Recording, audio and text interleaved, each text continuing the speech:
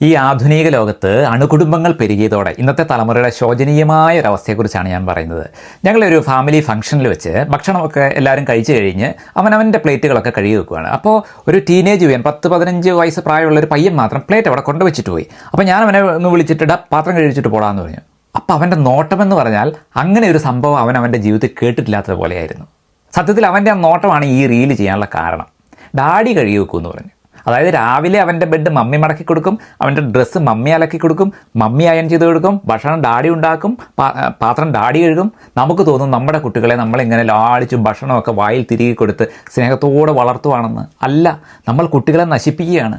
ഇനി കോളേജിലും യൂണിയിലും ഒക്കെ പോകുമ്പോൾ അവിടുത്തെ സ്ട്രെസ്സ് താങ്ങാൻ അവന് കഴിയില്ല. അത് കഴിഞ്ഞൊരു ജോലി കിട്ടിയാൽ അതിൻ്റെ സ്ട്രെസ്സ് താങ്ങാൻ അവന് കഴിയില്ല. അത് കഴിഞ്ഞ് വിവാഹമൊക്കെ കഴിഞ്ഞ് കുട്ടികളൊക്കെ ആയി കഴിയുമ്പോൾ സാമ്പത്തിക സ്ട്രെസ് ഒന്നും അവന് താങ്ങാൻ കഴിയില്ല. ഒന്നിനെയും ഫേസ് ചെയ്യാൻ അവന് കഴിയില്ല. അവനിങ്ങനെ ജീവിതത്തിൽ പരാജയപ്പെട്ടുകൊണ്ടേയിരിക്കും.